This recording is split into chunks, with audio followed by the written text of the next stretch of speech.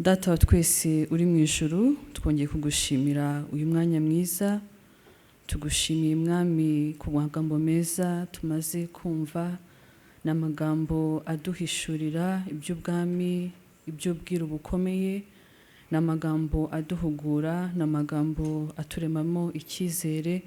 Mwami Imana turagushimiye kuko ngo ntabo ujya uhuza bataha uko baje, bataha amasa. Ntabwo dushidikanya yuko buri wese hari icyo avanye muri iri jambo ry'Imana tumaze kumva. Data rero tunasengeye kandi dushima amaturo amaze gutangwa hano mwami, dusengeye abatanze bose Data mwiza kugira ngo ubahe umugisha, ibyo bakora bunguke, abahaha baronke, aboroye mwami bagwize, abahinga mwami beze byinshi, abakora no mu zindi nzego mwami Nyagasani nabo ugenda ubagura, ubaha umugisha mu buryo bwawe butangaje, kugira ngo mwami n'umurimo wawe ukomeze gutera imbere. Turagushimiye Data wa twese, ukomeze kutugirira neza mu izina ry'umwami wacu Yesu Kristo, amen. David Furaha, karibu uze wakire abatumirwa b'uyu munsi. Murakoze. Nyakubahwa Minisita, abayobozi batandukanye muteraniye muri iki cyumba, mpawe umugisha wo kugira icyo mvuga mu biganiro birimo kubera aha, kandi biri kuri sekita igize akazi ka mbere Imana yahaye umuntu. Hari timu y'abafilozofe bari bafite intego cyangwa devise yavugaga ngo primo manducare secundo filosofare, banza urye hanyuma uzatekereza nyuma. Ariko nibutse ko no mu Kinyarwanda tugira imvugo ivuga ngo iyo imanza zibaye nyinshi, nimuzi, imanza zibaye nyinshi ngo habanza urwo kurya. So rero kurya nibanze, kandi umuhinzi n'umworozi batahari ubwo no kurya ntibihari. Ndashaka gutangirana na Dr. Patrick nk'umuntu umaze igihe wahereye muri police implementation muri lab, ubu ngubu uri ku rwego rwo gushyiraho izo ngamba muri Minagri. Nifuzaga yuko ubanza ukaduha ishusho rusange y'uru rwego rw'ubuhinzi n'ubworozi ihagaze uyu munsi mu rugendo rw'imyaka 31 nyuma ya Jenoside yakorewe Abatutsi, igihugu cyiyubaka mu ngeri zitandukanye. Urwego rw'ubuhinzi uyu munsi muri 2025 ruhagaze rute? Tugeze hehe? Turagana hehe? Imbogamizi mufite cyangwa se mubona abahinzi bafite nizihe? Ni karibu. Urakoze mwene Data David. Urwego rw'ubuhinzi iyo tubirebeye mu myaka 31 ishize ndetse no mu bya vuba aha, hari byinshi bimaze kugerwaho nubwo hakiri byinshi byo gukora. Iyo turebye uruhare rw'ubuhinzi mu bukungu bw'igihugu, abikurikirana hafi muzi ko rufite uruhare rwa 25%. Umusaruro mbumbe w'igihugu ubu uri ku bita GDP per capita, iri kuri ku madolari arenga gato 1,000 kwa bikurikirana hafi ubukungu bw'igihugu. Niyo ubuhinzi ufitemo 25%, no vuga ngo ufitemo per capita y'amadolari 250. Nureba mu myaka 31 ishize, umusaruro mbumbe w'igihugu cy'u Rwanda cyose, sector zose, ubuhinzi, inganda, service, mbere gato ya Jenoside yakorewe Abatutsi yari amadolari 250, munsi ya 247. Nuvuga ngo ubukungu bw'u Rwanda bwose mu myaka 31 ishize bwanganaga n'ubukungu bw'ubuhinzi bwonyine ubu ngubu. Muri ibyo rero byagiye bikorwa ibyinshi byakozwe kandi bikomeje gukorwa, byinshi biragaragara. Ubuhinzi bwaravuguruwe, ibihingwa bishobora kuzana agaciro. Ndashimye cyane Pastor Jimmy ibyo yagiye agarukaho, thinking economically, thinking innovatively. Iyo turebye nko ibihingwa by'ingenzi, tureba nk'ibihingwa ngengabukungu nk'icyayi, mbere ya Jenoside yakorewe Abatutsi umusaruro w'igihugu w'icyayi wari toni zigera mu bihumbi 11, 12. Ubu ngubu ni toni zirenga ibihumbi 40, zikubye hafi 4. Ibihingwa nk'ibigori byari bizwi guhingwa munsi y'urugo duke, ubu usanga ibigori bakabona ibibaya binini cyane by'ibigori, kandi ibigori mu zumaro wacyo. Dufite toni mu gihugu hahinga ubutoni hasarurwa zirenga 600. No mu bindi byiciro ubworozi bw'amatungo magufi nk'inkoko, hari hamenyereye kubona inkoko zitoratora hirya mu mbuga. Ubu ushobora kubona umworozi nko mu Bugesera nk'uriya Busora afite inkoko zirenga 100 wenyine.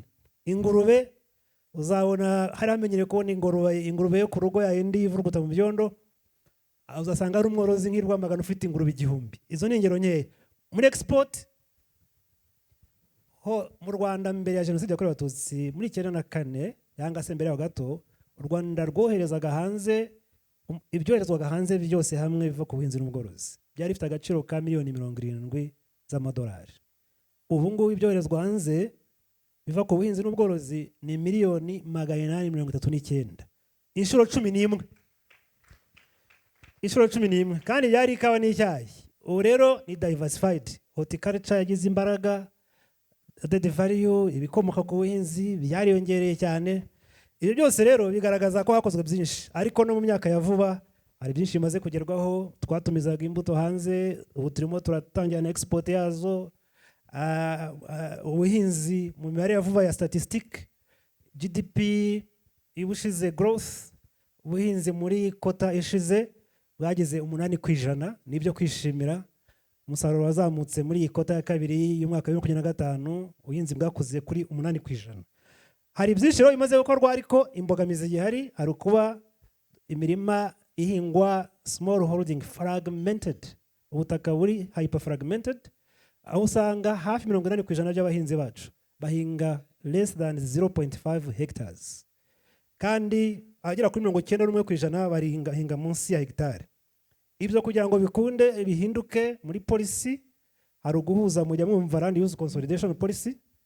Ubu hari strategy ya food basket sites na agri hubs, byose bigamije kugira ngo duhuze utwo dutaka duto dupande tucungwe neza, nk'uko Pastor Jimmy yavugaga, economically, innovatively, partnerships.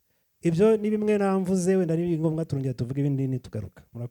Murakoze cyane Dr. kuduha iyo shusho nziza, kandi turabyibuka hari igihe, hari imyaka twabayeho mbere ya 2000 ngire ngo turya pate jaune ya pamu n'amavuta ya usa, umunsi byahagaze abanyarwanda twari tuzi ko dupfuye, ariko uyu munsi ngire ngo pate jaune n'abayirya bayirya twayihingiye, n'amavuta dusigaye tuyakura mu bihingwa byacu, uruganda za Kayonza n'ahandi.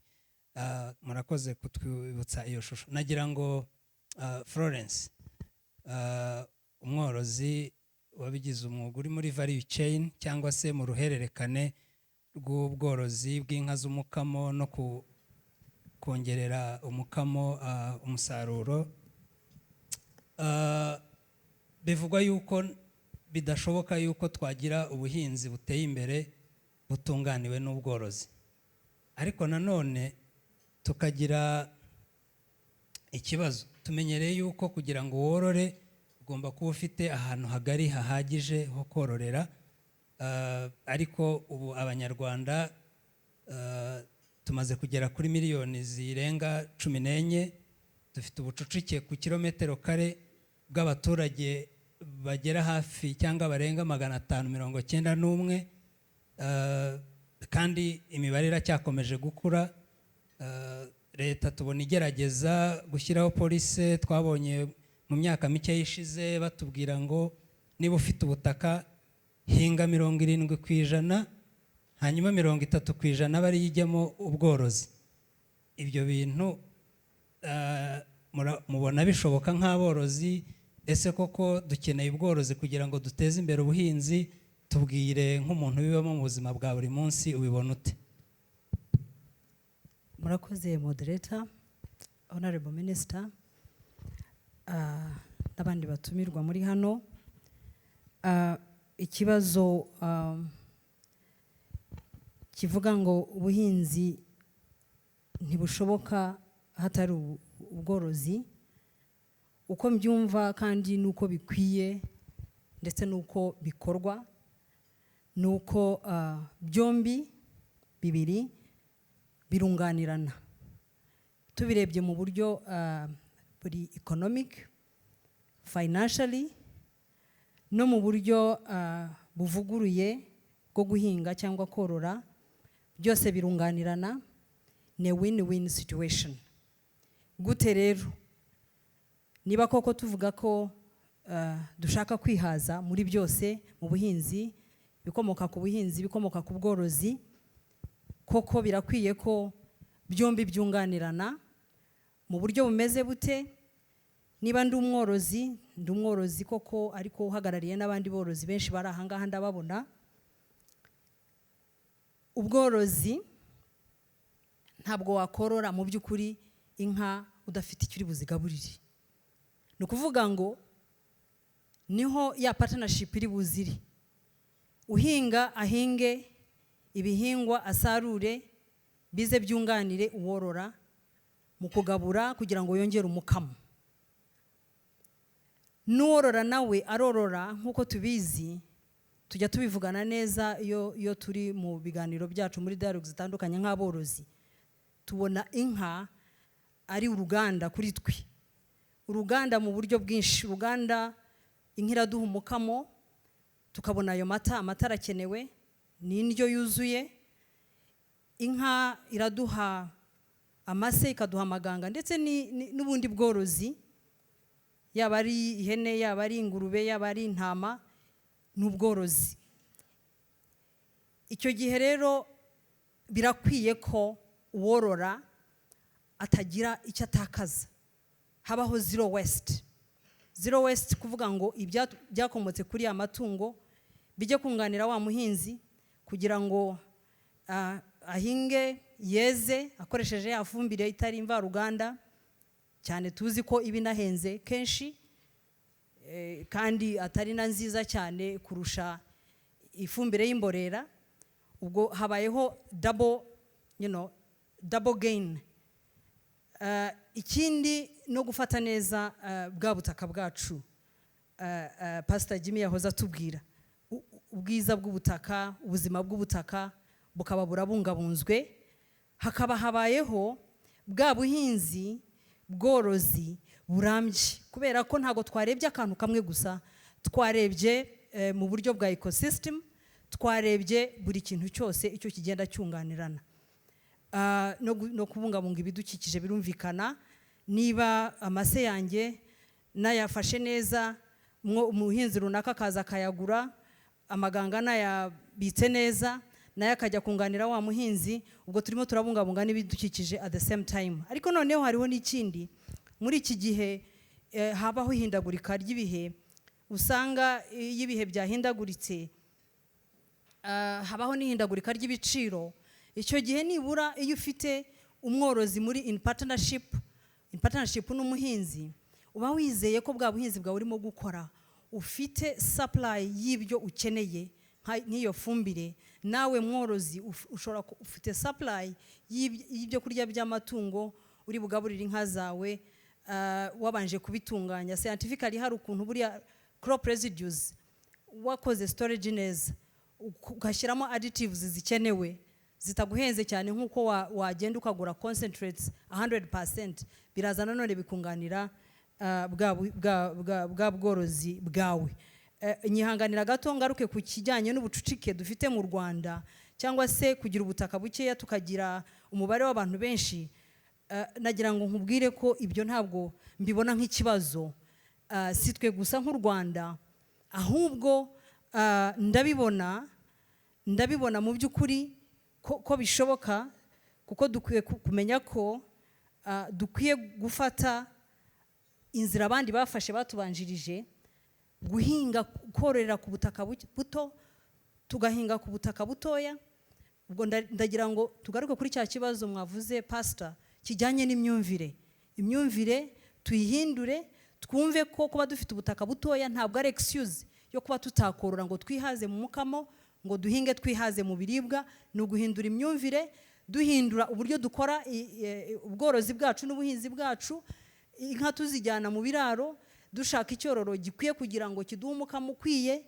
Hanyuma ikindi, niba tubashije korora mu biraro cyangwa se tukakora paddocking, kuko korora mu biraro nabyo bifite ibindi bisabwa byinshi, wenda kugeza uyu munsi leta irimo gushyiramo imbaraga kugira ngo tubashe kubikora, ariko dutangire nibura cyo guhindura imyumvire. Ufite ubutaka, yaba ari hegitari imwe, yaba ari hasi ya hegitari, yaba ari hegitari 10, dutangire guhindura ya myumvire kugira ngo tubashe no kubahiriza ya 70 na 30% byose tuganisha ku kwihaza mu bikomoka ku mukamo ndetse n'ibiribwa. Murakoze. Murakoze cyane Florence kudufasha kumva uburyo ubworozi n'ubuhinzi byunganirana. Munyibukije kera iwacu muri preservation y'umusaruro no kwirinda igiciro cya DDT yabaga ku isoko, najyaga mbona mama cyangwa nyogokuru bakoresha amaganga avanze n'ivu mu guhunika neza ibishyimbo ngo bitamungwa n'amasaka n'ibindi. So murakoze kongera kudusobanurira, ariko noneho no kubikora mu buryo buri modernized. Reka rero tujye noneho twimukire mu buhinzi. Twavugaga ubworozi, reka twumve Efrosine. Murabona yuko ari mu ngamba zo kubaka umuhinzi utajegajega kandi wemye unatera imbere. Murabona ko ari umuhinzi uri professional, ariko turagira ngo dusangize urugendo rwe. Afite aho avuye, afite aho agana. Turifuza kumva uburyo ubundi watekereje ute kuba umuhinzi, warize kaminuza ukajya gufata isuka aho gufata ikaramu, cyangwa se nabyo urabihuza. Tubwire neza noneho n'abandi tuze kuva hano twumva niba aho turi ariho turi cyangwa dukwiriye kugusanga. Karibu. Murakoze. Nongeye kubaramutsa. Mwaramutse neza. Amazina yanjye nitwa Nidukunda Mugeni Efrosine. Nkuko babivuze, ndi umuhinzi, mpinga avoka, ariko tukanazongerera agaciro tuzitunganyamo amavuta yo kurya. Urugendo rwanjye mu buhinzi ni urugendo rwatangiye kera kuva nkiri umwana muto. N'ubundi mvuka mu karere ka Huye mu ntara y'Amajyepfo. Nakuze mbona aho mvuka muri quartier avoka zimanuka zikaba nyinshi cyane mu mirima, nyinshi. Wasangaga buri rugo muri kara gace n'uyu munsi niko bimeze, usanga byibuze buri rugo rufite ibiti 3, 4, 5 bya avoka. Tukiri n'abana twabonaga zareraga nta gaciro zari zifite, nta soko zari zifite. Wasangaga akenshi ku mwero abaturage benshi bahitamo korora ingurube kugira ngo byibuze za avoka zeze bazigaburire za ngurube, wenda bazungukire mu kugurisha ingurube wa mwero nuvaho. Rero papa wanjye nawe yari umuhinzi, nawe yari muri abo baturage bafite amavoka menshi. Ndibuka twajyaga tujyana nko mu murima mukurikiye ndi umwana, nkabona avoka nyinshi cyane mu mirima zatakaye. Kera yajyaga anyigisha imbuto, imyembe, avoka. Yambwiye ko na avoka ari urubuto. Akajya akatuzanira jus zikozwe muri marakuja, mu myembe. Rimwe ndamubaza se ko wanyigishije ko avoka nazwo ari urubuto, kuki utuzanira jus z'imyembe gusa, kuki utari watuzanira jus ya avoka narwo ko ari urubuto kugira ngo twumve ukuntu iyo jus imera. Yaransetse arambwira nti ntabwo ndabona jus ya avoka, ariko numva bavuga ko i Burayi avoka bazikoramwo amavuta yo kurya. Icyo gihe nibwo na promisinze papa ko nimba mukuru nzakora uruganda rutunganya amavuta yo kurya muri avoka.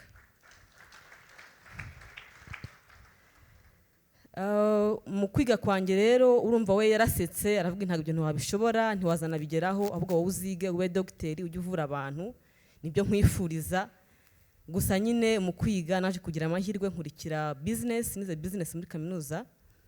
Hanyuma tuza kwitabira amahugurwa ya Doti Rwanda, ndabyibuka muri za 2017.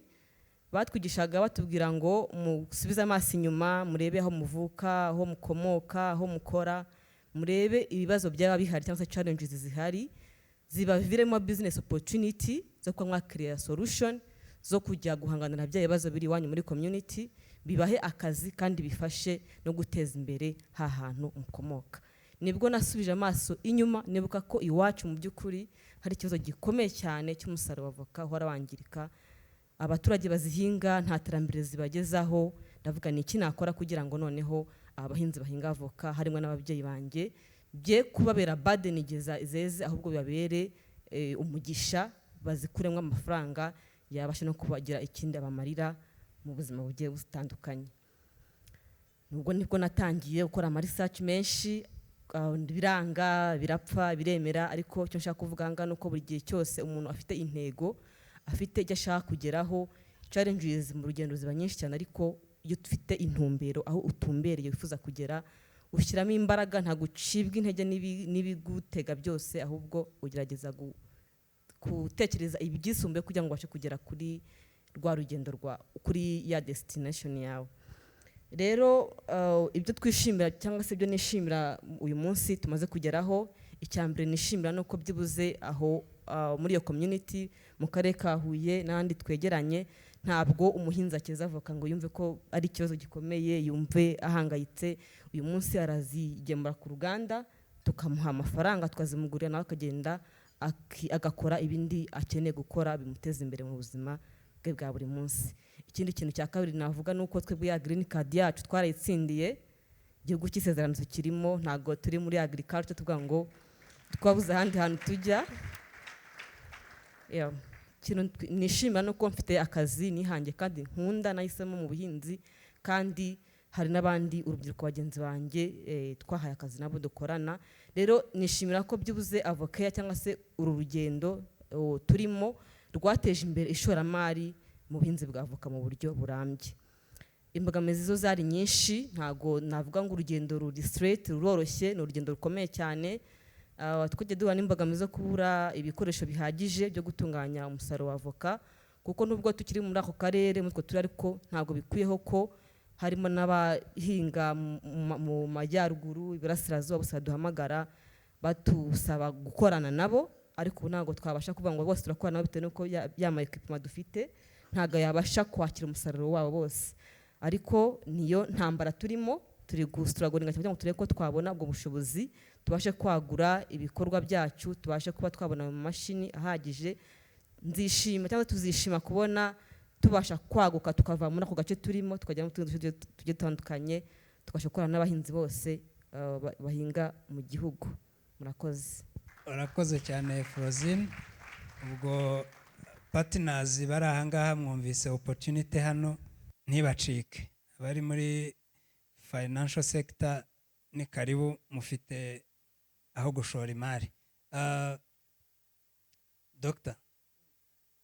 uyu munsi turimo kuvuga ku kubaka umuhinzi mworozi wemye kandi utera imbere bikagaragara, kandi tukabigira inshingano ya buri wese. Nifuza yuko ku rwego rwa politike y'ubuhinzi n'ubworozi, iyo mugerageje gushushanya uwo muhinzi dukeneye, muramuha iyihe shusho? Mutekereza ko uruhare rwacu rukwiriye kuba uruhe mu ngeri zitandukanye, yaba leta, yaba ari private sector? Abenshi duteraniye hano harimo abo muri private sector, amadini, imiryango itari ya leta.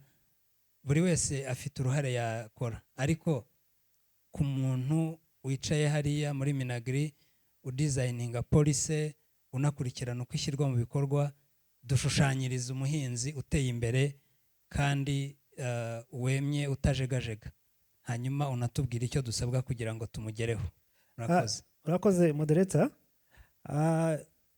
Ishusho y'umuhinzi yifuzwa yasobanuwe neza mu cyerekezo 2050 Vision 2050, ivuga ko abahinzi bagomba kuba professional farmers kandi batagomba kujya hejuru ya 30% rya workforce. Ibyo byanditse literally muri Vision 2050. Ubu dufite abahinzi, umubare batunzwe n'ubuhinzi usaga 64%. Mu myaka twavugaga 30 ishize umuntu wese utari ufite akazi yitwaga bandikaga mu irangamuntu ngo umuhinzi. Abahinzi bari hafi 90%. Hari imvugo yavugaga ngo umurimo ni uguhinga, ibindi ni amahirwe. Ariko mu cyerekezo 2050 ni ubuhinzi professional kandi bake. Cya kibazo cy'ubutaka usanga bagabana dupande, iyo babayemo bake niko bahinga hanini, bakahinga neza, niko mekanisation irushaho koroha, niko ishoramari irushaho koroha. Muri icyo cyerekezo rero cy'igihugu cyacu hagenda haza mid-term strategies nka za NST2, sector strategies, PSA5, zose biba bigamije kugira ngo bishyike bizashyitse kuri icyo cyerekezo. Harimo ibirimo gukorwa bizakomeza kongerwamo imbaraga. Abahinzi bacu dufite gahunda y'igihugu ni uko abahinzi barushaho gukoresha ikoranabuhanga. Ibyo bishoboka ariko tugiye mu byo nize gukomozaho kare, uko bafite utwo dupande duto niko babumbirwa hamwe, niko imbaraga aho guskataringa efforts mu dupande duto tw'imirima, imbaraga zirushaho gushyirwa ahari ibyanya binini, kandi naho bafite uturima bari benshi mu turima duto bakaba bafite better management nk'ibyo mwene data Pastor Jimmy yavugaga. Abahinzi twifuza ni abahinzi bakorana n'ibigo by'imari. Haracyarimo icyo navuga nka imbalance cyangwa se unfairness ku buhinzi cyane kujyanye n'ibishoramari. Twavuze ko ubuhinzi bugira uruhare rwa 25% mu bukungu bw'igihugu, kandi abahinzi 64% hejuru ku ijana nibo bagize umubare wa workforce igihugu. Ariko inguzanyo zijya mu buhinzi ziracyari 6%. Wasobanura gute ko uzana 25% mu bukungu ariko hakazamo 6%, ibindi bikajya ahandi? Abafite imari, abakora mu by'imari barahanga baze kudufasha kuri icyo kibazo. Hari byinshi leta ikora kugira ngo ibyo bihinduke. Harimo mujya mwumva imishinga izana za matching grants kazana 50%, inguzanyo loro ni interest rates, de-risking efforts, mwumvise insurance, kushingira ubwishingizi, mwumva imishinga yo kuhira ibyanya byuhirwa, tekinoloji za post harvest, kugabanya riski z'ibihe. Leta ikora byinshi, ariko biracyaboneka ko hakiri icyuho kinini cyuko abantu bagirira icyizere ubuhinzi ngo bashoremo, ariko bikaba biri nka hypocrisy cyangwa se sinzi uko nabyita, kuba uvuga ngo ntabwo ubuhinzi bwunguka ariko ukanga gushyiramo inguzanyo, ariko mu mafaranga ari mu gihugu ziko 25% yavuye mu buhinzi, ugashyiramo 6% uri finance. Ndavuga ntabwo mvuga finance nka Minecofin, ndavuga wowe ufite inguzanyo, utanga inguzanyo, amafaranga ari masirikira ukoresha 25% yavuye mu buhinzi ariko urashyiramo 6%. Urumva ko harimo hypocrisy. Hanyuma rero hari umuhinzi twifuza, ni wa muhinzi ni nk'urubyiruko. Ntabwo umuhinzi kuba yashusho Dr. William ahereyeho y'umuhinzi wakunje ipantaro sana kubera ibyondo ariko agenda akajya no ku kabari agashyiramo za siridwiri. Turashaka abahinzi hinjiramo cyane ab'urubyiruko. Hari byinshi leta irimo gukora binyuye mu Minisiteri y'Ubuhinzi n'Ubworozi, imishinga yo gufasha urubyiruko, youth projects, kugira ngo hajyemo urubyiruko cyane. Kandi leta igenda ishyiraho porogaramu zo kugira ngo abakiri bato bagire ibindi byinshi bakora.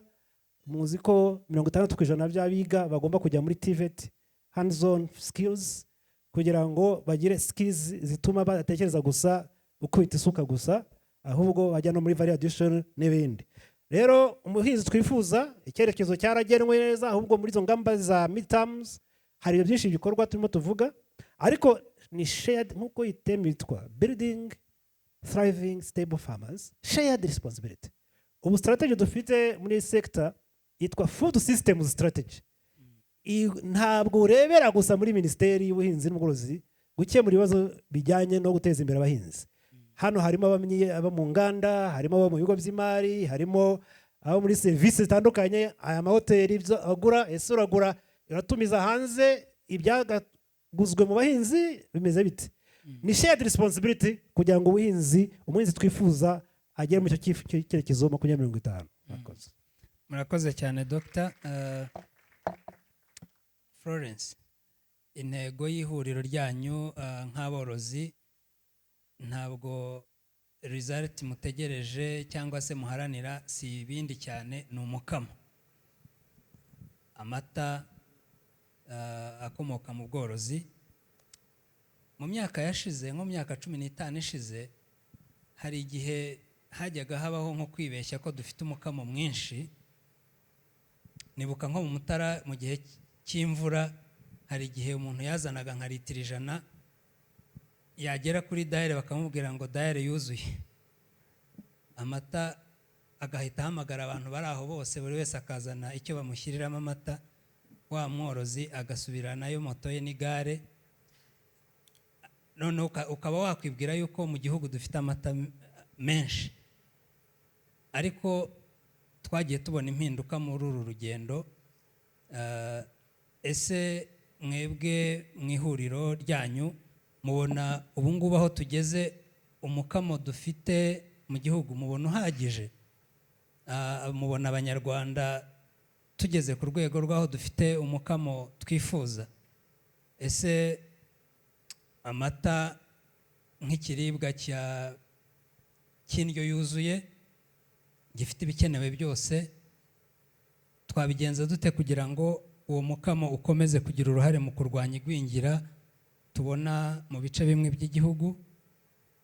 Uza no kubiduhuriza na gahunda ya Gira Inka Munyarwanda tumazemo imyaka, uruhare irimo kugira n'uruhe? Ese mubona turacyayikeneye? Tubwire muri makeya uko mubona umusaruro cyangwa se umukamo tubona mu bikorwa by'ubworozi, uko uhagaze n'uruhare urimo kugira mu mibereho y'abanyarwanda. Murakoze. Ukurikije imibare n'igipimo cy'umunyarwanda anyweraho amata uyu munsi,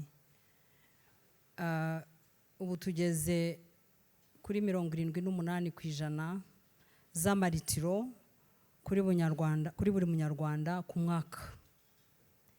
Ubundi igipimo gikwiye ku muntu ku rwego mpuzamahanga ni hagati ya litiro 150 kugeza kuri 200. Niyo twafatira ku 150 z'amaritiro ku muntu ku mwaka, murumva ko tukiri munsi cyane y'igipimo gisabwa. Byumvikane ko igisubizo ntago dufite umukamo, ntago dufite amata ahagije. Ariko kuba turi kuri icyo gipimo, nagira ngo mwibuke aho tuvuye mu myaka 30 ishize naho tugeze. Harimo initiatives za leta ku bijyanye no gushaka amafaranga ajya mu bworozi kugira ngo dukore ubworozi bwiza. Hari uruhare rw'umworozi nyirizina wabigize umwuga cyangwa uri mu nzira yo kubigira umwuga, kugira ngo tubone ya mata ahagije, ndetse aho twicara tukavuga nk'abanyarwanda ngo ntihakabeho cyangwa se never again stunting mu bana bacu. Harimo uruhare rwa leta kuba yarazanye initiatives nyinshi, ariko tugifite urugendo. Harimo uruhare rw'umworozi uyu munsi wumva ko atagomba korora gakondo nk'uko twahoze tubibona, urimo kuvugurura icyororo cye. Hari gahunda za leta zo kuzana uburyo bwo gutera intanga. Gutera intanga biratugeza kuri cya cyororo cyiza. Hari uburyo bwo korora kugira ngo tworore neza, tworore mu biraro, inka zacu tuzigaburire bikwiye, tubone amata ahagije.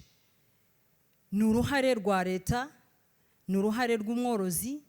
Turi mu rugendo, imbogamizi ziracyari nyinshi, ariko zirazwi, turaziganira umunsi ku munsi, ku buryo uyu munsi minisiteri ibishinzwe irabona ko ari ikibazo, ikegera umworozi, ku buryo hari n'uburyo bwatangiye bwo kuvuga ngo reka turebe aborozi bakorora neza, bakereka abandi borozi ko bishoboka korora kijyambere tukabona amata meza kandi akwiye. Ngarutse ku cyo mwatubwiye rero kuri uwo mukamo udahagije, dukeneye uhagije kugira ngo turwanye ikibazo cy'igwingira, mbihuza na gahunda ya Girinka. Iriya gahunda ya Girinka program cyangwa se Girinka Munyarwanda ni imwe muri initiatives za leta, aho yabonye ko umunyarwanda ufite ubushobozi buke akwiye gutunga inka, hanyuma ikamutungira umuryango, ikatunga abana. Ariko ndashaka kugaruka ku kintu cya consumption. Nayo make dufite, nayo make aboneka, uyu munsi tuvuga litiro nibura miliyoni 3 ku munsi, tukongera tukavuga ngo nibura mu myaka 3 iri imbere turifuza litiro miliyoni 10 ku munsi. Ariko n'izo miliyoni 3 ku munsi dufite uyu munsi, 20% araca mu nganda, andi akajya agacuruzwa mu buryo butandukanye. Ariko ugasanga nubwo bimeze bityo, haracyari umuco w'abanyarwanda, w'umuryango nyarwanda utarashishikarira kunywa amata. Amata menshi uyu munsi tuba tuvuga, umworozi uyu munsi arorora akavuga ati ngewe ndorora, ugasanga twese, hafi ya twese turorera gukama tukajyana mu nyange, turorera gukama tukajyana mu nganda ziciriritse, turorera gukama tukajyana mu maresitora n'amahoteli.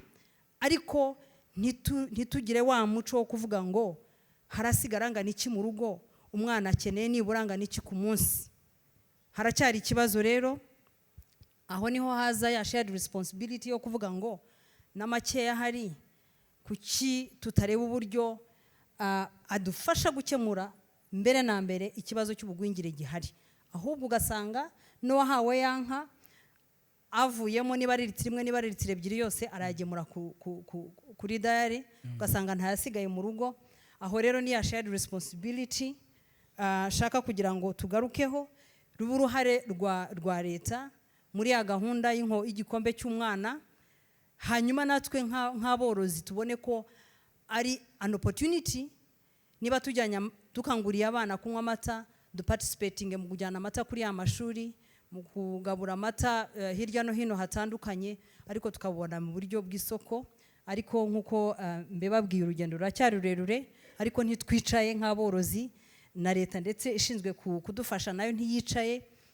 Birasaba rero nyine ko duhaguruka tugafatanya, tukorora neza, tukagira icyororo cyiza, tugatunganya farms zacu zikaduha ubwo bwatsi, tukagira amazi meza, tukagira imihanda, tukagira amashanyarazi, kugira ngo tubashe kugera kuri bwa bworozi bwiza buduha umukamo, aho umunyarwanda anywa amata ahagije. Murakoze. Murakoze cyane Florence kuri yashusho muduhaye.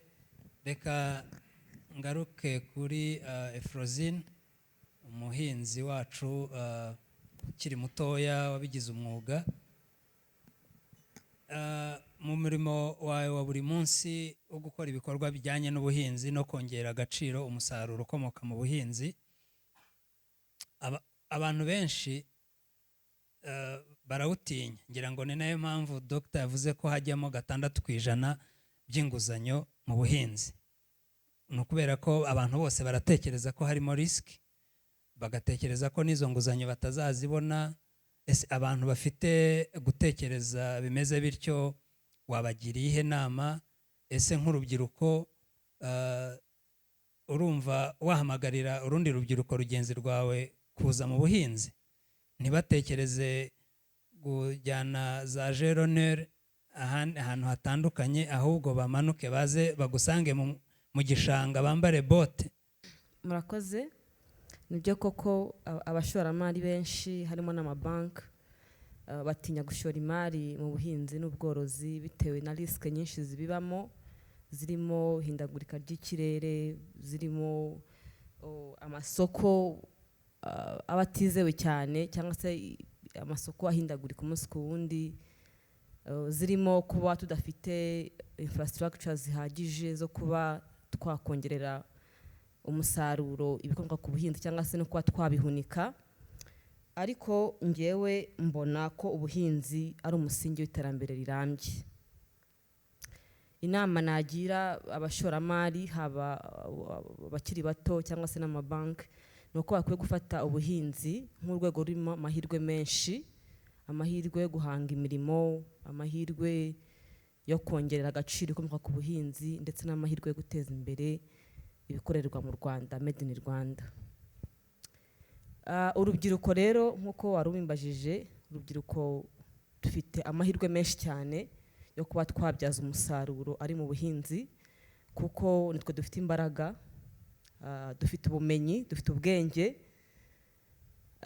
dufite kapasite yo guhanga udushya, dufite gukoresha ikoranabuhanga, kuko uyu munsi dufite urubyiruko rwinshi rujya kubimasitaringa muri Israel, muri za Michigan University, muri Amerika ndetse no muri kaminuza yacu y'u Rwanda.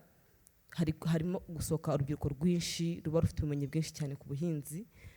Rero nitwe dukwiye gufata intambwe ya mbere tugashyira hamwe kugira ngo ubu buhinzi tubuvane muri ya shusho yuko ba data babikoraga na basogokuru, tufate ubuhinzi tubuhe indi shusho, tuyishyiremo rya koranabuhanga twirirwaho uyu munsi, hanyuma tubuvane muri cya gihe cya kera ko bwari bumeze, tubushyire aho isi igeze uyu munsi.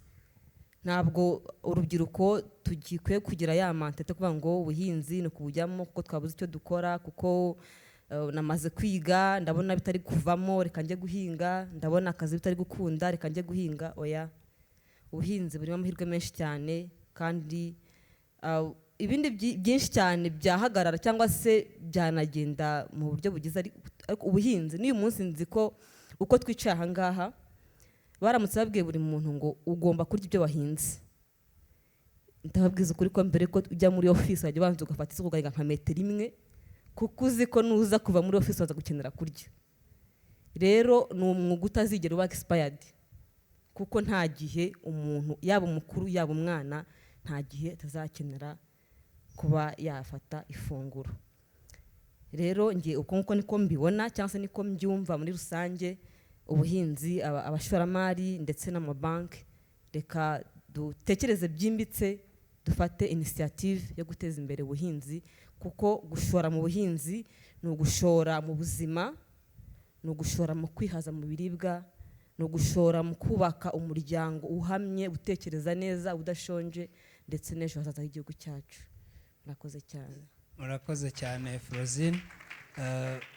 Unyibukije yuko turi muri guma mu rugo turwana na COVID, abahinzi n'aborozi nibo bari abakozi b'ingenzi ba mbere, mu gihe abandi twese twabaga twicaye mu rugo. Umuhinzi n'umworozi nibo bari ku ruhembe rw'abakozi b'ingenzi, wongeyeho n'abo mu buvuzi, abandi bose bakaza nyuma. So murumva rero akamaro k'ubuhinzi.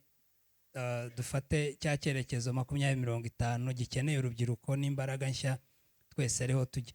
Hari amahugurwa amerutse kwitabira mu minsi ishize, kimwe mu bintu nasobanukiwemo ni uko ngo ahantu hari risike nyinshi, aho ubona hari risike nyinshi niho hari inyungu nyinshi. So ubwo rero umuntu ugiye gushora ahantu hatari risike agomba ku-expectinga ko nta nyungu azabona, ariko hari risike ni naho hari inyungu. So ubwo nanjye mbaye panelista ko nagakeregeshwa kanye. Tugana ku musozo rero w'iki kiganiro kugira ngo duhe umwanya abitabiriye nabo bagira icyo batubwira ku byo mwaze kutugezaho mu munota umwe buri muntu. Dr. Rwanda Leaders Fellowship ni umuryango ufite intego nyamukuru ituyobora yo kwimakaza indangagaciro z'ubumana mu buyobozi. Ubuyobozi atari ubuyobozi bwa leta, ahubwo ubuyobozi mu ngeri zitandukanye. Muri uru rwego rw'ubuhinzi ni nk'izihe ndangagaciro wumva zikwiriye kuba ziranga yaba ari umuyobozi, yaba ari umuntu utanga serivisi zifite aho icyo zunganira ku buhinzi? Ni izihe ndangagaciro wumva akwiriye kwimakaza, cyangwa se ni nk'izihe ubona akwiriye gucikaho mu munota umwe?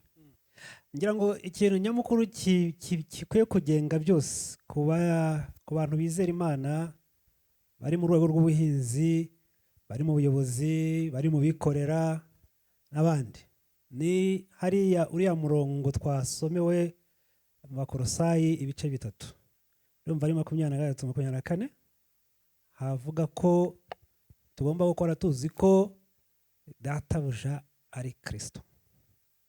Iyo ukora uzi ko databuja ari Kristo, ibintu byose biroroha.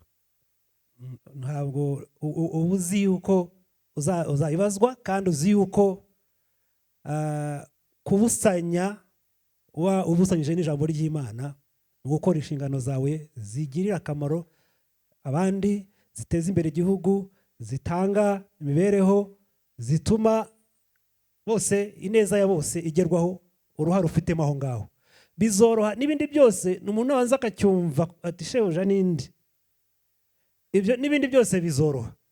Ntabwo njya kurondora zose tuvuga za zindi, ubunyangamagayo, gukunda iki byose ni ramification z'uko shobuja n'indi. Iyo shobuja ari Kristo byose biroroha. Murakoze. Florence, ni izihe ndangagaciro wumva dukwiriye kwimakaza kugira ngo umukamo wiyongere? Murakoze. Nkurikijwe ibyanditswe twasomewe hari busubiremo, ngewe numva nk'abahinzi cyangwa aborozi dukwiye dukora twumva ko dukora umurimo wahawe umugisha, uri blessed.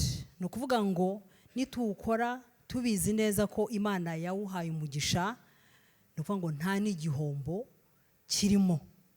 Ku bayobozi badufasha umunsi ku wundi, hari indahiro twese tuzi bajya bakora iyo bagiye gufata inshingano, baravuga ya magambo muzi, barangiza bagasoza bavuga ngo Imana ibidufashemo.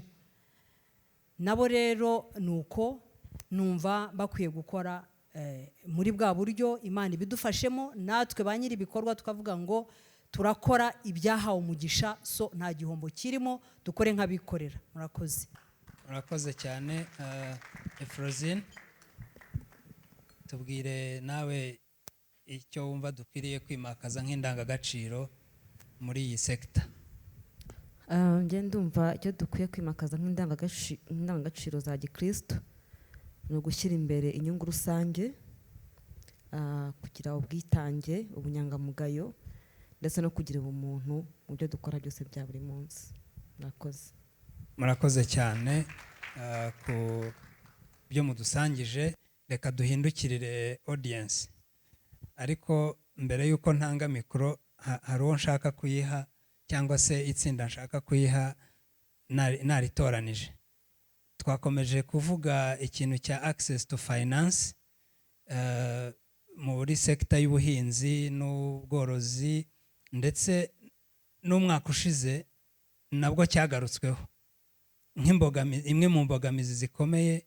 Kandi mwumvise Dr. yajugunyemo akantu kitwa hypocrisy. Akantu kitwa hypocrisy ni ukuvuga ngo mu mafaranga arimo kuzenguruka muri banking sector, 25% yayo kwijana akomoka mu buhinzi n'ubworozi, ariko bajye kurekura ajyamo kunganira iyo sector akajyamo 6%. Abantu muri iyi sare mushobora kuba muri iyo sector, mutubwire, ese murabona namwe harimo hypocrisy? Hypocrisy mu Kinyarwanda ni uburyarya, kuriganya. Hari mushiki wacu nshaka guheraho ngo adufashe, Christine Bayingana, CEO wa Urwego Bank. Ni bank nzi ikiri na ku rwego rwa koperative yajyaga ku muturage hariya hasi, ikajya gutanga y'amafaranga. N'iwacu mu rugo nzi yuko bigeze kuyakoresha. Tubwire mwebwe iyo shusho Dr. Karangwa yatubwiye bababonaho, urayibona? niba ihari n'iki tukwiriye gukora kugira ngo abantu badufashe iriya microphone ikore neza. Okay, karibu tubwire, hanyuma niba hari umuntu wo muri insurance sector nawe aze kuzamura ikiganza atubwire. Karibu CEO. Murakoze, Imana ishimwe.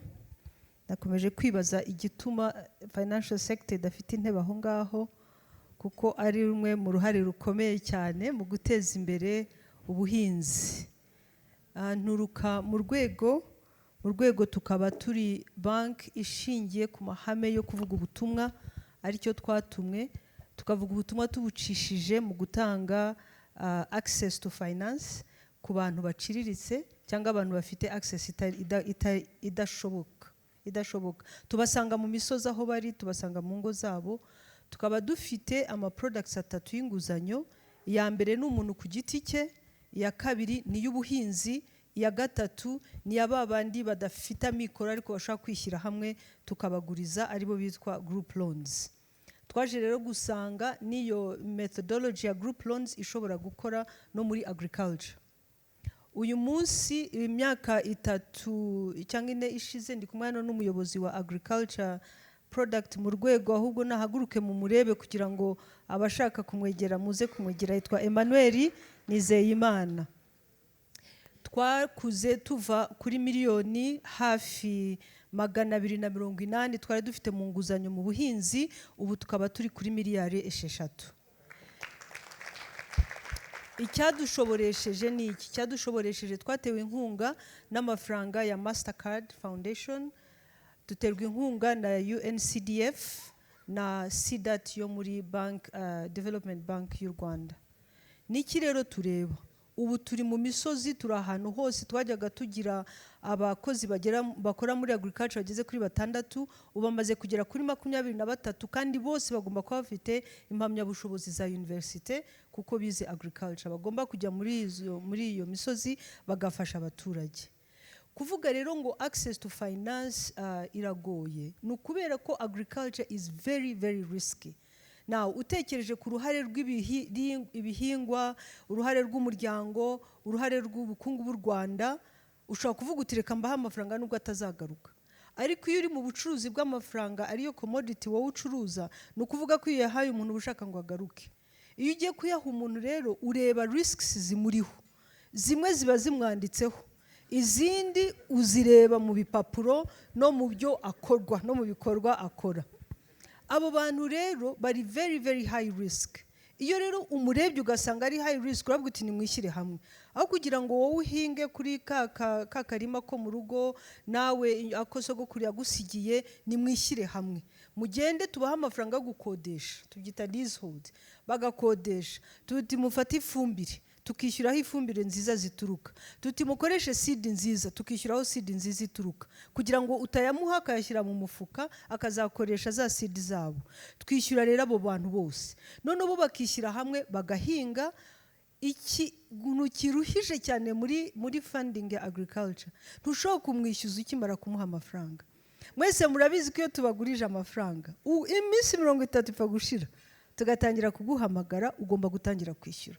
Umuntu wa agriculture ntushobora kumugira gutyo. Umuguriza mu kwezi kwa 9 akazakwishyura mu kwa 3 cyangwa mu kwa 4 amaze gusarura.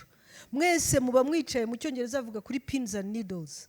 Mwese muba mwicaye muticaye, musengera imvura, musengera ko babagara igihe gikwiye, musengera amasengesho yose y'ubuhinzi turayazi. Tujya amagambo yose pastor yatwigishije twebwe mu rwego turayafite ko turayavuga buri gihe, kandi dusengera abakiriya bacu. Mugategereza bakajya gusarura mukaba murahari, bakajya kubagara mukaba murahari, bakajya n'uwasibye kubagara mukajya kumushaka mu rugo. Nicyo cyatumye tuva kuri 300,000 hafi tugera kuri 6 mu myaka 3 gusa. Nuko n'urugendo tugendana nabo. Amafaranga rero turayafite. Niba uri hano uri umujene, ayo mafaranga navuze rero avuye muri Mastercard, tuyaguriza kuri 9.5 interest rate, ariko ukaba uri umujene. Ubaye rero uri umujene uri n'umukobwa nakarusho. Abari hano rero bari muri agriculture, ariko rero nawe nubwo utari umujene wenda urengeje imyaka 35 ukaba uri muri agriculture, ariko akazi baragahaye abajene, ngwino utwegere utubwire uti dore mfite abakozi 10 bose ni abajene. Icyo gihe tuzayaguha dushingiye kuri abo ngabo wahaye akazi, kuko icyo dushaka ni uko abajene batajya mu buhinzi gusa ariko babona n'akazi gashobora kubatunga, rimwe na rimwe badashoboye kwikorera nk'uko uyu mukobwa yatubwiye, ariko agashobora kuba yabona akazi ahandi. Risk rero leta yakoze ibintu byinshi, ariko nyine muri financial services hari ubwo batwita hypocrites, hari ubwo batwita abajura, hari ubwo batwita tugira amazina menshi. It is true ko nubwo umuturage umusaba gufata crop financing, iyo agize ibyago imvura ntize ku gihe, iyo agiye gusarura bikenda gupfa, usanga insurance itamusubiza amafaranga akwiye kubona kugira ngo yishyure bank ashobore no kugira yasigarana. Usanga barimo kuvuga ngo wari kubagara kuri itariki 6 bagara kuri 5, wagombaga ugasanga bagiye mu mibare umuturage atumva, aho kumuha za miliyoni wagombaga kumuha bakamuha ubusa, kandi ubwo busa banki ikabutwara, kuko ni twebwe tuba dushinzwe gutwara ya mbere yabonetse. Ikibazo rero niko bimeze. Ikibazo na crop insurance nubwo ihari, nanezerewe cyane kuko turi kumwe na honorable minister, ndashangwa ku kantu kanyumvire neza cyane. Turababara iyo tubonye insurance itarengera umuturage, kandi umuhinguzanyo ukanamuhana yo gutanga muri insurance yarangiza ntayabone. Ni ikibazo gikomeye cyane. Risks rero zirimo, ugomba kugendana urugendo, ugomba guhamagarwa n'Uwiteka kugira ngo ushore amafaranga muri agriculture. Kuko turabisengera, ntabwo ari ibintu byoroshye. Uzi kwicara ugategereza ngo ari amafaranga ashobora kuzagaruka amezi 6 atagaruka. Si yatagarutse rero, cyangwa se n'umuturage yamara guhinga, yamara kweza, yamara kubitwarira wa mushoramari ushoboye kubigura, mushoramari akamubwira ati nta mafaranga mfite, uzagaruke mu cyumweru gitaha cyangwa se ikindi gikurikiyeho. Noneho twasanze abaturage bababara, ugasanga ntafite amafaranga nayo kugaburira urugo rwe. Noneho dushyiraho ibyo twita post harvest loan. Ni ukuvuga ko iyo utweretse ko ufite kontra n'uzakugurira umusaruro, ukatwereka ko wamutikiriye umusaruro, ukatwereka igiciro mwumvikanye, ukatwereka yakurimo, uraza tukongera tukakuguriza kugira ngo ushobore kujya guhinga. Ariko ikibabaje nuko ayo mafaranga tukuguriza saa y'ubuntu. Ni ukuvuga ko tuba dutangiye kurya muri ya profit yawe, kuko ayo tukugurije yandi ya kabiri nayo tuguca interest. Aho kugira ngo interest tuyishyire kuri wa umuntu wakiriye ibihingwa byawe ntakwishyure, tuyashyira ku muturage. Iyo rero adafite uko agira, aremera agafata iyo loan ya kabiri. Rero bareka mbabwire, turahari, turashaka kubaguriza. Sinvugira institutions zose za finance, ariko genda avugira urwego aho tugeze naho ngaho. Loan rero ntoya dutanga ni hafi miliyoni 50,000, duhera ku 50,000. Iyo uri mu itsinda tukageza kuri miliyoni 65. Ariko iyo uri ku giti cyawe dushobora kukuguriza kugera kuri miliyoni 500. Murakoze. Murakoze cyane CEO. Murakoze nyakubahwa minister. Mbere na mbere no gushimira Imana, tugashimira n'uyu mwanya wabonetse kugira ngo duteranire hano. Harimo ijambo bijyanye no guca bugufi, tukamenya ko Imana ari itanga byose, itanga ubwenge, igatanga kubaho, kandi n'ibyifuzo biri turimo dutekereza hano, ari abavuga ibibazo, imyumvire, abatarumva bose, ibintu byose bigenda bizira igihe. Nta ntore y'Imana, nta ntore ya leta igendana ibibazo, ahubwo n'ibisubizo. Ngendaza mu rwego rwo kureba uko twagiye tubishakira ibisubizo kandi bigishakwa. Ntacyo mvuga ngo kiraho ngo dutegereje ko kizizana gusa, ahubwo turanagisengera ko kigashyirwa mu bikorwa. Iyo bavuga ibijyaniranye n'ubuhinzi n'ubworozi, ntega amatwi nakwemeza ko nta cyancitse. Ahubwo ndimo ndatekereza Pastor James, nta nubwo ndabyumva neza nkurikije ikiganiro yatanze, nuko yigisha n'ibyo yize. Birumvikana yabyivugiye, naho turi mu nyubako. Inyubako nazo ni ngombwa, ariko ubuhinzi n'ubworozi nabyo ngira ngo biba byaje imbere. Kugira ngo niyumvemo neza ko njye nahisemo neza ubuhinzi n'ubworozi, hari ubwo nageraga igihe ngakora nkareba na bagenzi banjye bose, nkibaza niba narahisemo neza cyangwa niba nta bindi nagomba guhitamo. ariko igihe cya kovide nemejwe neza bidasubirwamo n'uwambaza nakwihagararaho nkidefanda ku buryo numva nemera wese. Igihe cya kovide ku itangazo ryo ku isi yose nta n'umwe usigaye baravuze ngo inzego zose ziriho ku isi zisabwa korohereza umuhinzi mworozi n'abanyenganda b'ibihingwa nyine n'iby'ubworozi ngo baborohereze hose.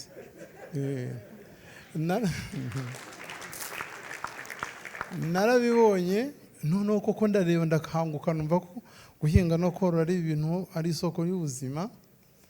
Hanyuma nta hantu ntageze hano mu gihugu hose, ntabwo nigeze ngira ikibari naka, ntacyo nigeze naka kubera ubwo buhinzi n'ubworozi.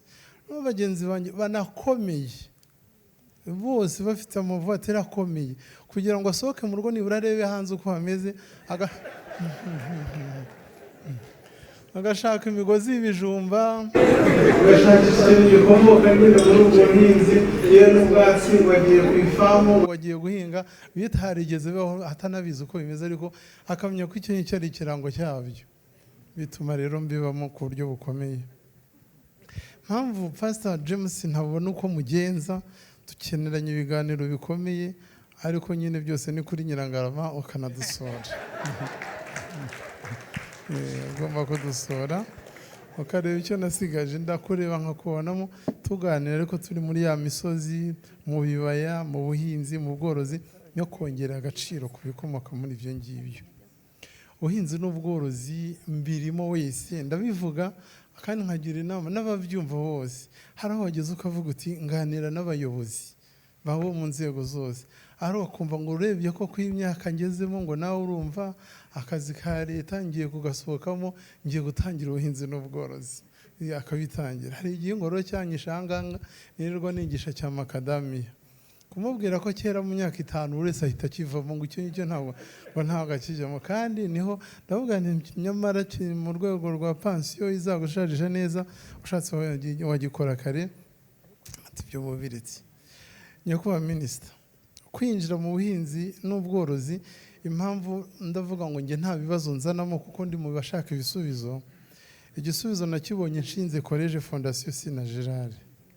Uyu munsi ifite abana bagera ku 2500, nkagiramo abana 500 buri mwaka batagira icyo bishyura, kugira ngo ndebe cya cyerekezo 2050 ko tuzakigeramo nta munyarwanda utazi gusoma no kwandika. Ibyo ni ibishyirwa mu bikorwa bihari. Kandi nkongera nka foruma abaveterineri, abaveterineri n'abagoronome ku buryo by'umwihariko kuko nigisha n'ibyo mfitiye pratique. Ngira ubuhinzi, nkagira imirima n'ibihingwa, kandi nkagira n'ubworozi biraro, ariko noneho nkagira n'inganda bajyamo izo nzira process zose zigakorwa. Inka nongera nkaba no muri business nari amafaranga bavuga mba nyumva, aho akabanga agashya akarusho n'ibindi byose byuri indege cyangwa mu bwato bikagenda hirya no hino ku isi. Ubu ngubu barabivuga byose numva James yanzonze rwose. Ngiye kugira ngo University ya California n'iya Mexique bose bampe dogutora, nuko bayimpaye mu byo nkora n'icyubahiro, kuko ibyo abadogiteri bagomba gukora nge narabikoze mbirimo, ariko kandi inzira igikomeza. Bavuze amata, how research mba nifuza ko zagombye gukorwa, bakamenya ko muri covid koko bigaragara neza ko ntacyo nibikaho, ntacyo nkora na kimwe ngiye nyine mu kigo cy'amashuri mfite cyangwa mu makozi mfite, mu turere tw'igihugu cyose mfitemo umunyeshuri cyangwa nkagiramo umukozi. Ariko muri covid hari hagiye kuba ikibazo cy'amata, ko ariko gutinyuka kuvuga ngo amata yasubizeyo, kandi ngiramo n'umushinga uragiza abaturage inka ndetse n'ibihingwa byose, ari urusenda cyangwa inkeri n'ibindi, ndabitanga nkabitanga ku buntu, nk'abana ba engineer, agoronome, veterineri bakabafasha. Ariko umutwe warafungutse mu kwanga kuzana ibibazo, nibwo fromage nazikoze, nkoramo amavuta yo kwisiga no guteka bikomoka ku nka. Ibi byari ikibazo, bibi igisubizo. ntabwo nzi ko abazungu bashobora kugura amavuta y'inka, mbizi muri duty free hano i Kanombe hafitemo agashopu. Abazungu ntabwo nzi ko ayo mavuta y'inka barayagura bakanayakoresha agenda hanze hirya no hino. Byose ni ibisubizo kuri bariya borozi banjye. Uriya mujene w'umuhinzi bariya nibo nshaka, kuko umuntu uri ahangaha n'utarahinga cyangwa yorore yumve neza ko ugize amahirwe ukabona umuveterineri ukomoka muri College Fondation Sina Gerard, ukabona umugoronome, aba ari igisubizo. Ko ndabaforoma ngo abaveterineri basohoka bagiye kuba abashumba. Umushumba wamuvuze numvise ukuntu umushumba akomeye, ariko yitwa umushumba ariko bamuha umushahara umukwiye, ariko agaca bugufa akinjiramo yakuka cyangwa yagira uko yegera inka. Icy'ingenzi umushahara wakawubona, kandi noneho inka yarwara ntibajye gushaka veterineri w'akarere cyangwa w'intara, ahubwo akaba ari igisubizo mu mwanya. Babandi bafite za nka 200 bakazirangiza. Nyakubahwa ushinzwe gutanga ijambo, ndakumva kandi ndagushimiye, kubera ko nubakiye muri sekita zose. Nese niba akaba nk'abana nkakageza muri Amerika uragira ngo nicare guteka avuye mu buhinzi, ngomba kubivuga kugira ngo babikunde. Ba bantu basirimutse kandi bize amashuri menshi banatunze byinshi, ariko mu buhinzi bashoremo, bumve ko cyubakitse cyane. Iryo shuri ndarivuga nkarivuga, business ndayivuga iriho irubakitse, inshyira mu bikorwa byose. Noneho nkanareba n'abana b'imfubyi cyangwa se abandi badashoboye, nk'abo ngabo bo kubigishiriza ubuntu. Ntabwo ari ukugira byinshi uretse umutima wo gusenga. Nese uragira ngo mpagarike gute kandi nzi umva kiliziya iri mu kigo cy'amashuri muri college nashinze. Ubu naje hanga ariko nanjye mfite kiliziya nibonamo kugira ngo umwana uvuye muri College Fondation Sina Gerard abazimana.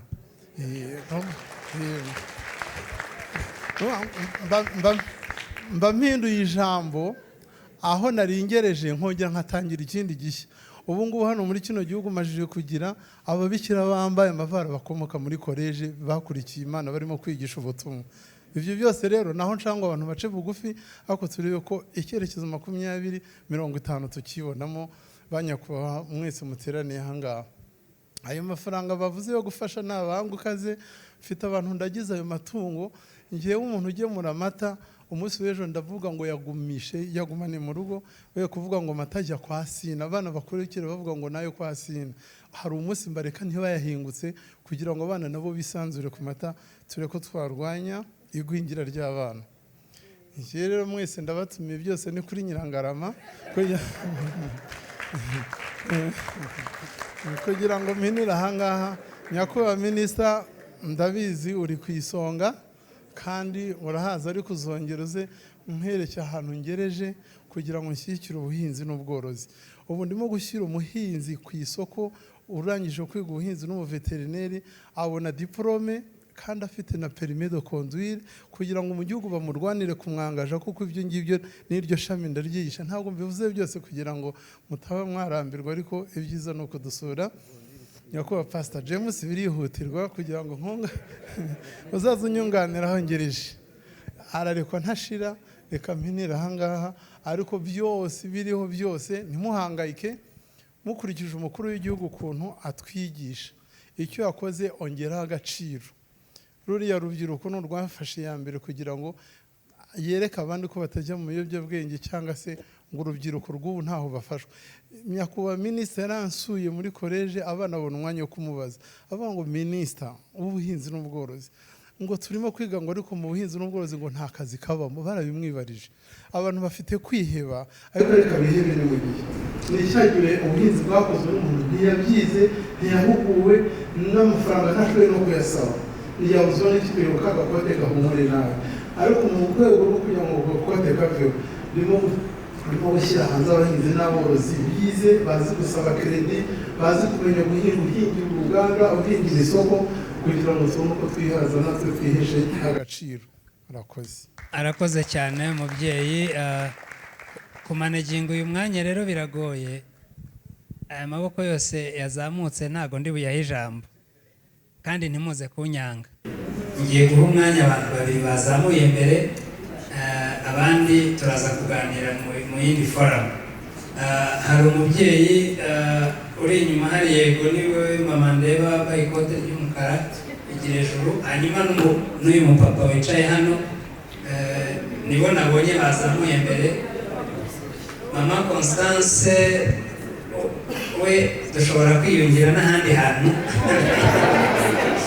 ihangane reka twumve aba bantu babiri hanyuma ubwo abandi turaza kubireba.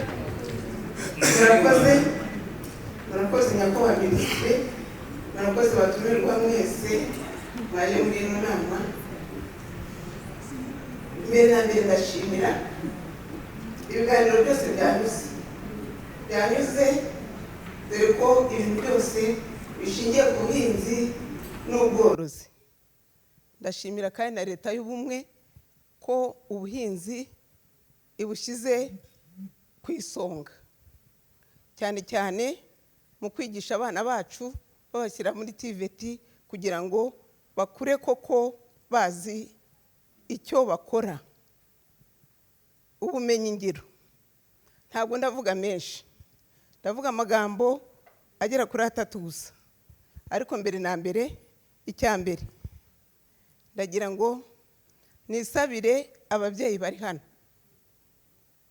twigisha abana bacu, tubigisha amasiyanse, ariko tuye tubajyana n'iwacu mu cyaro.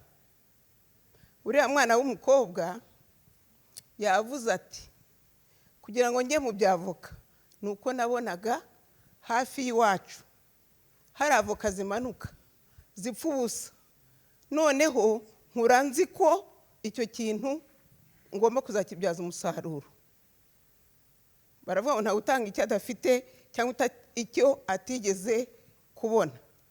Umwana aravukira hano mu mujyi wacu wa Kigali, wamubaza iby'amata, mbere baravuga ngo amata ava ku igare, none ubu basigaye bavuga ngo amata ava kuri siterine y'Inyange.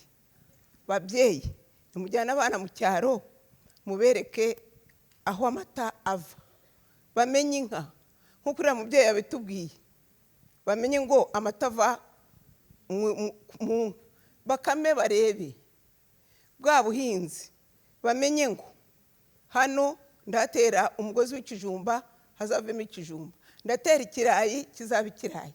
None se muzakundisha abana bacu guhinga no korora atarigeze abibona, ari ukubyiga gusa? Ibyo bintu bizashoboka? Icyo ngicyo nicyo nagira ngo yenda nsabe ababyeyi twese dufatanye twigisha abana ibintu bizabagirira akamaro mu minsi iri imbere, kuko nibo Rwanda rw'ejo. Ikindi nanone navugaga ni icyerekeranye n'iza siranse z'ubuhinzi. Yakoze yabivuze neza, yuhagarariye banki y'urwego. Abahinzi dufite ikibazo gikomeye cyane, baraza bakatubwira ngo bagiye kwishingira imyaka yacu, tugahinga twaka amafaranga muri banki, hanyuma siranse ikadukoshona, ikaduhemukira pe, ntabwo ndababeshya, ikaduhemukira, ugasanga umuhinzi yacitse intege. Nyamuneka rwose mutuvuganire, kuko icyo kintu kirababaje cyane.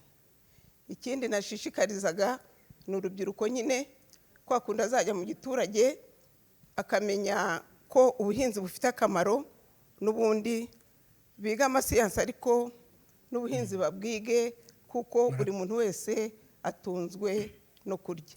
Simbatindira rero, murakoze. Iyi nama nayishimye cyane kandi izajye yicara. Murakoze cyane mama. Murakoze. Murakoze. Murakoze nyakubahwa Minister. Nitwa Gakwaya Emmanuel, ndi chairman wa Rwanda Frisian Farmers and Breeders Association. Ndashimira Pastor Jimmy ku ijambo ry'Imana yatuyoboye mu munsi.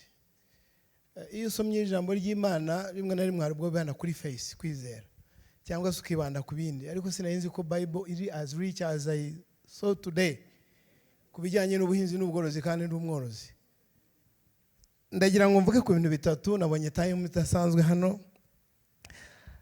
Ari igihugu leta yatwoherejemo turi team cya Namibia.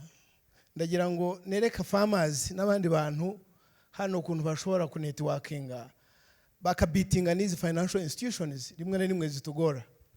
Ari ubwo tuvuga ngo igiye muri banki bagutuma n'ibyangombwa birimo na so wapfuye, nabo kandi bakavuga ngo turabagora, twese tukitana ba mwana. Twasuye umworozi muri Namibia ufite imyaka 42, afite nk'ibihumbi 9,500 ziri kuri hectare 50. On average kuri hectare hari nk'ijana 90. ariko mu Rwanda iyo abantu bavuga ngo ntiwabona ubutaka wororeraho, ni ya mindset ni ikibazo gikomeye cyane. Ngira ngo n'umuyobozi mukuru w'igihugu yigeze kuvuga ngo if you think education is expensive, ngo try ignorance. Ubujiji ni inzitizi ikomeye. Dusuye uwo mworozi twaramubajije tuti ko ufite nk'ibihumbi 9, izi nk'ibihumbi 9 zirya ibintu byinshi, ubikura he? Manjwari ye cyangwa se feed trough ni kilometero kimwe kirebana n'ikindi, hagati harimo nka highway aho izo nk'ibihumbi 9 zirira. Ubwatsi bukura South Africa na Zambia, akagira buffer stock.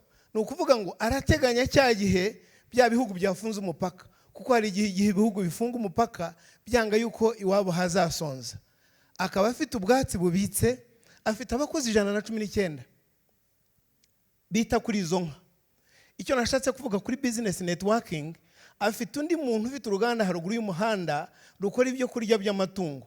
Aramubwira ati mpa toni 500 za feeds, akazimuha nta kasha muhaye. Afite mukuru we ufite uruganda rubaga 100 kilometers from his farm, akamuha nk'ibihumbi 2 nta mafaranga muhaye. So ni ukuvuga ngo abantu bakorana ari batatu nta cash involved. Twebwe kugira ngo ugure n'umufuko umwe wo kugaburira inka yabyaye, you have to part with some money. Rimwe na rimwe tuba tudafite. Iri ni ihuriro ryiza cyane ridasanzwe, ndashimira wantumiye. Nshuti yanjye Karara yarambwiye ku cyumweru twahuriye ahantu ati waratumiwe? Ntabwo natumiwe. Ati baba bataragutumiye uri cyamane wa Frisian? Ntabwo banzi. Ariko nshimiye ko ahubwo message yari yaraje iza kuri contact ntafite, sinayi opening. Ndashimira iri huriro kuba ryagize inama nk'iyi. Icya kabiri navugaga ni ikintu cyo twita peer review mechanism, kwigira ku bandi. Nibyo twabibonye mu ijambo ry'Imana. Ari urubuga dufite rw'aborozi, uyu munsi turi 423 twita ngo ni Frisian farmers mu gihugu, ni aborozi borora inka za Frizone. Twishimira ko turi kumwe na nyakubahwa Honorable Minister wa Agriculture n'abandi bayobozi bandi bamufasha mu nshingano ze. Ariko uru rubuga ni urwo dusharingira experience. Uwagize ikibazo cy'inka yananiwe gukora iki akadroping, abandi bakamugira inama. Dufite abaganga benshi bari kuri urwo rubuga. Dufite n'irindi tsinda rito ryo dusurana. Twigeze no kubivugana na Dr. Solange, ngira ngo yararaha mukanye nibasohotse. Turasurana guhera saa 12 za mu gitondo tukajya ku ifamu yawe. Dufite checklist. Ugomba kuba ufite ikiraro kiri hehe? Uti ntacyo mfite. Urakigira mu mezi angahe? Uti amezi 6. Inka zawe turazinenze, nta mazi ufite y'inka zawe. Tugakora urwo rutonde kugira ngo uyu muntu akomplying ibijyana no kugira ngo asubize ibyo cyarengeje igihugu cyacu gifite. Icyanyuma nsorezaho ni cya land optimization, ikoresha neza ry'ubutaka. Yabivuze Florence ni umuyobozi w'ihuriro ryacu. Turi amatsinda 3, turi Frisian farmers, hakaba na Jeresi n'inyambo. Twebwe rero muri Frisian nka chairman wa Frisian team ndasurwa kenshi. Impamvu nsurwa nubatse ikiraro cyajyamo inka 200. Ikiraro cy'inka 200 nahangariye guhunikamo ubwo bwatsi. Ikintu cya mbere bimfasha no gusarura amazi yari yose, every drop is harvested. No kuvuga ngo nshobora kugira amazi naho inka zanjye imyaka 3. Birababaza kubona imvura yihise umuntu akajya kuvoma. Imvura yabihise akavuga ati inka zanjye zirarumanze cyangwa zikajya kunywa ibiziba. Aya mahuriro rero dufite no kugira ngo dusharing experience. Mfise time yawe yabaye nke, ariko time uko ari y'Imana wakwaguye n'abandi bakavuga. Murakoze cyane. Furaha kumpa ijambo, nukuri sinagombye kurifata, ariko icyo nifuza kubabwira ni ikintu kiremereye kandi namwe muraza kucyumva, kandi kirasaba shared responsibility, ari mwebwe ari natwe Rwanda Leaders Fellowship mbereye member. Kibazo mfite ni kibazo twanabajije no mu nama y'ubushize twagiranye cya food security. Rero mwumve ko ntekereza ko iyi nyigisho yose twahawe, kandi ishimira Pastor Muyango, nuko agaciro Imana yahaye ubuhinzi ari ukugira ngo ubuhinzi butunge ikiremwa yaremye. ndumva ariyo ntego ya mbere y'Imana. Yaduhaye guhinga, yaduhaye kororoka, iduha guhinga kugira ngo tubeho. Rero ntabwo byumvikana uyu munsi muri 2025 yuko dufite abana bagwingiye. Ni ukuri iyi ni intego tugomba gukora uko dushoboye kose mu byo tworora, mu byo duhinga, kugira ngo iyi ntego tugire zero stunting. Florence yabivuze neza cyane, yavuze ati amata tubonye yose turagurisha. Aborora amafi cyangwa se abarobyi bararoba, ariko ugasanga aribo bafite abana bafite stunting. Hari za region zo mu gihugu aho umusaruro ari mwinshi, ari uw'ubworozi, ari uw'ubuhinzi, ugasanga abana bishwe n'inzara. Umwana wabaye stunted, uwo igihugu kiramutakaje. Uwo ntiwamuvanamo ya innovation twavuze, ntiwamuvanamo development. None nyakubahwa Minister, turongera tugisubire ikibazo. N'Imana iravuga ngo n'ijambo ry'Imana riravuga ngo abibutse Imana ntibagacogore kugeza igihe abapasiteri banyuzuza. Rero igihe tugifite iki kibazo, ntimwakagombye abo muri iyi sekiteri gusinzira. Umwana w'umunyarwanda yicwa n'inzara, kandi twebwe wenda turaha tuticwa n'inzara. Ni ukuvuga ngo twese dufatanye, tube interpere. Abari muri sekiteri y'ubuhinzi, abari muri finance, abari muri leta, abari no mu madini. N'aha ngaha navugaga ngo n'itorero rigire uruhare, kuko Pastor Muyango aratwigishije ibyo twize hano. Ntabwo nari nigera mbyumva mu itorero ryanjye. Ntekereza ko n'abandi mu matorero yabo inyigisho nk'iyi batari bigera bayihabwa, kereka niba nibeshye, kuko hari byinshi twigiye aha ngaha. Hari byinshi twigiye aha ngaha. Rero icyifuzo ni no kuvuga ngo buri wese, nk'uko twavuze ngo buri wese agira uruhare rwe. Inyigisho nk'iyi yigishwa mu matorero, ikigishwa mu mashuri, ikabasansibirize mu bakozi bashinzwe iyi sekta no mu bandi bakozi bose, kuko ari sekta de base, ni basic ku buzima bw'umuntu, ku buzima bw'umunyarwanda wese. Twese twari dukwiye kumva agaciro k'iyi sekta, agaciro k'ubuhinzi n'ubworozi. Nitwumva agaciro kabyo no gushaka ubushobozi bwose tuzabushakisha, kuko tuzaba twumva agaciro kabwo. Rero ntizimye mu magambo, ndabashimira ko mumpaye ijambo, ariko nsubire mvuge ngo ntituzahweme, ntituzasinzire tugifite 33 by'abana b'Abanyarwanda bari stunt. Ubwo ni ukuvuga ngo ni abantu bari lost, ni igihugu kitakaje, natwe Imana yazabitubaza. Njye nashakaga gushimira muri rusange. Mu by'ukuri ni ubwa mbere mbashe kugira amahirwe yo bandi kumwe n'abantu bangana gutya, twese tuvuga ururimi rumwe, ururimi rw'ubuhinzi ndetse n'ubworozi. Ni n'amahirwe akomeye cyane ko turi kumwe n'umuyobozi wacu nyakubahwa Minister. Hari imbogamizi dufite nk'urubyiruko ruri mu buhinzi n'ubworozi, numva tutarangiza aya materaniro ntakomojeho, kuko n'urubyiruko bagenzi banjye bantumye ngo tuvuganire, tubarize umuyobozi adufashe. Ni ikibazo kidukomereye cyane, haba utangira, haba uri hagati, kandi kiduca intege amanywa n'ijoro, cyane cyane urubyiruko ruri muri processing, ikibazo cya packaging material. Twabikomeje inshuro nyinshi mu manama menshi twagiye twitabira, twahuriyemo na za Minicom na za RDB, ariko kuba uyu munsi twagize amahirwe yo kuba twahura namwe, twagira ngo twongere tubasabe mudufashe, mutuvuganire, kugira ngo ikintu cya packaging material tubashe koroherezwa. Biragoye pe, biragoye. Ni ikibazo kiduca intege ku kigero kiri hejuru cyane. Hamwe n'ababasha kujya kuzimporta, kuzinjiza, barazicaginga imisoro myinshi cyane, tukaza gukora produits zihenze zari competitive ku isoko. Twagira ngo tubafashe, mwongere muturebereho ko mwagikemura, kugira ngo tubashe gufashanya guteza imbere wa muhinzi, kongera agaciro ku buhinzi ndetse no kubyagura ku ruhando mpuzamahanga. Murakoze cyane Frozine. Minister yakinotinze. Honorable Minister, abayobozi duteranye hano, ndabashimiye kuri uyu mwanya mwatugeneye.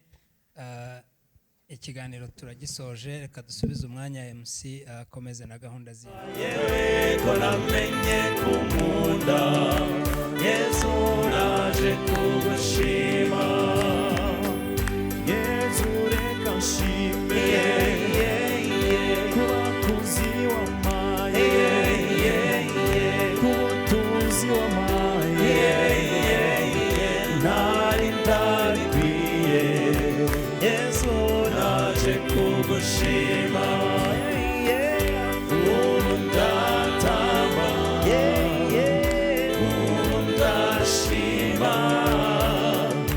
ubu ndatwenga yewe ko namenye kumunda Yesu naje kugushima ubu ndatamba ubu ndashima ubu ndatwenga yewe ko namenye kumunda Yesu naje kugushima. Haleluya. Amen. Itorero ryacu rirakomeye, mwabongera amashyi.